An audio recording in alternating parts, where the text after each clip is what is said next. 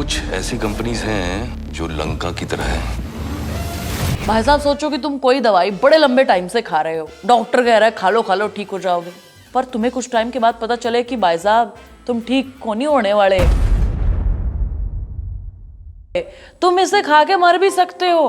भाई इसी मुद्दे को जियो सिनेमा की नई वेब सीरीज पिल ने कवर किया है। उसे देखकर मेरे पैरों तले से जमीन खिसक गई। सच में तुम्हें भी ये वेब सीरीज देखनी चाहिए।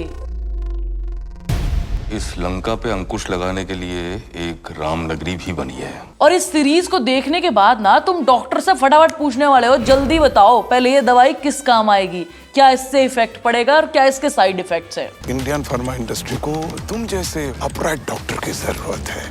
हाय गाइस, मैं हूं सुहानी और आप देख रहे हो फिल्मी चाट गर्ल। देखो यार, पिल वेब सीरीज में हमारे पास रितेश देशमुख हमें एज ए लीड कैरेक्टर के तौर पर देखने को मिलते हैं। और इस वेब सीरीज की ना कुछ खास हाइप नहीं थी, लेकिन जितना मुझे इस वेब सीरीज ने इम्प्रेस किया है ना, वो सच में कमाल का है। मैंने खुद तो देखी भी और अपने माँ बापू से भी कहा जाओ जाके वेब सीरीज देख लो कि डॉक्टर के कहे पर कुछ भी खाने लग जाऊं।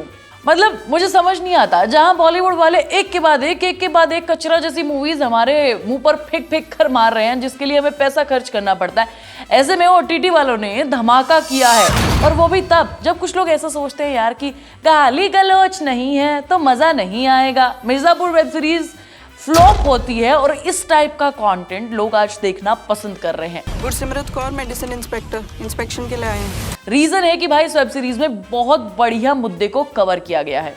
इस सीरीज के 8 एपिसोड हैं, 50-50, 40-40 मिनट के। रितेश देशमुख तुम्हें प्रकाश का कैरेक्टर प्ले करते हुए दिखेंगे। फिल्म में पॉजिटिव और नेगेटिव दोनों टाइप का कैरेक्टर उन्होंने निभाया है। अपनी बीवी को कभी उल्टा जवाब नहीं देता यार ये बंदा, बॉस के सामने इसकी जुबान नहीं खुलती है, कुछ नहीं कहता है, लेकिन हाँ जब इसे कोई घूस देने के लिए आता है तो इतने सलीके से और इतने प्यार भरे अंदाज से ही उसे अपनी बात समझाता है कि भाई वो क्यों नहीं ले सकता रिश्वत। जैसे कि उसकी बीवी ने उसके लिए 6 महीने से नए शूज ला के रखे हुए हैं, वो क्यों नहीं यूज कर पा रहा, उसे नई चीज यूज करने में डर लग रहा है। हर इंसान को सेफ मेडिसिन मिलना उनका हक है। समझाता है कि भाई हम मिडिल क्लास के लोग ना अपनी पुरानी चीजों के साथ ही खुश रहते हैं, उसी में खुशी ढूंढ लेते हैं।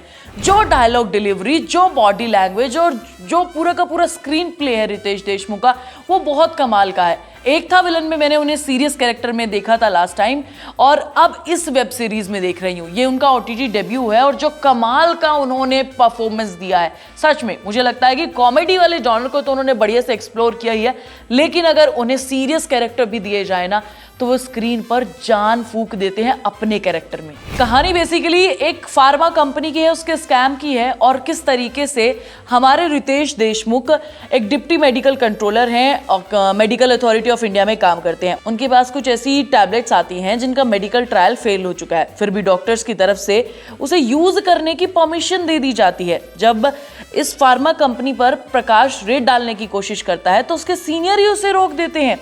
भाई जिस तरीके से रितेश देशमुख सिस्टम के खिलाफ खड़े होकर कोर्ट केस कर लाखों लोगों की जान के लिए लड़ रहा है, वो सच में बहुत कमाल का है। सन्नाटे में मरने से अच्छा है शोर मचाया जाए। और अगर ऐसे मसीहा रियल लाइफ में आ जाए तो मार्केट तक कोई भी फार्मा कंपनी बिना ट्रायल के दवाई हम तक नहीं पहुंचा सकती। तो इसमें यही सारी चीजें देखने को मिलेगी कि किस तरीके से वो फार्मा कंपनी के खिलाफ केस करता है और लोगों की जान बचाने की कोशिश करता है। इसमें वो कितना कामयाब होता है कितना नहीं, ये तुम्हें वेब सीरीज देखने के बाद पता चलेगा। इस वेब सीरीज को लिखा और डायरेक्ट राजकुमार ने किया है। तुम्हें पता है राजकुमार ने इससे पहले अजय देवगन की रेड और रानी मुखर्जी और विद्या बालन की नो वन किल जैसिका मूवीज को डायरेक्ट किया है, और वही चीज मुझे इस वेब सीरीज में देखने को भी मिलती है।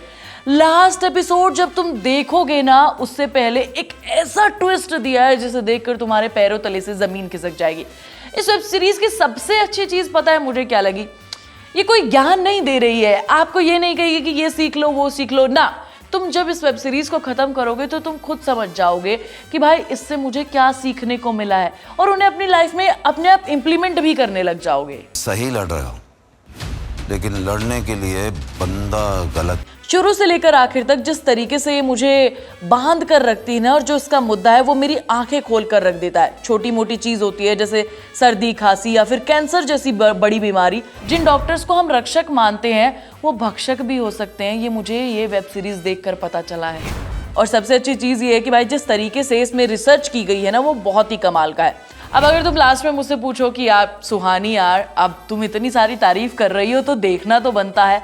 बिल्कुल, टाइम निकालकर तुम्हें ये वेब सीरीज जरूर देखनी चाहिए, एंटरटेनमेंट पर्पस से नहीं बल्कि ये जानने के लिए कि फार्मा इंडस्ट्रीज का काला सच क्या है। बेसिकली जब भी कोई दवाई आती है तो उस पर क्या क्या ट्रायल्स होते हैं, किस तरीके से वो मार्केट में आती है और कौन डॉक्टर किस तरीके से अपने फायदे के लिए हमें गलत दवाइयाँ भी दे देता है। ये सारी चीज़ें तुम्हें ये वेब सीरीज देखकर पता चलेंगी। तो खुद भी देखो और अपने मम्मी पापा को भी दिखाओ कि भाई कुछ भी खा लेते हो डॉक्टर के कहने पर, एक बार रिसर्च किया करो किसी भी दवाई के बारे में। और हाँ, खत्म होने के बाद ये वेब सीरीज हर बार डॉक्टर से ज़रूर पूछोगे तो मुझे पता है कि ये दवाई दी है ये किस किस काम आएगी, ये भी तो बताओ ज़रा। मैं मिलूंगी तुम्हें नेक्स्ट वीडियो में और तुम भी बताना कि रितेश देशमुख ने कैसा काम किया और अगर तुमने ये वेब सीरीज देख ली है तुम्हें कैसी लगी। तब तक तुम वीडियो को लाइक और शेयर करो, चैनल को सब्सक्राइब कर लो।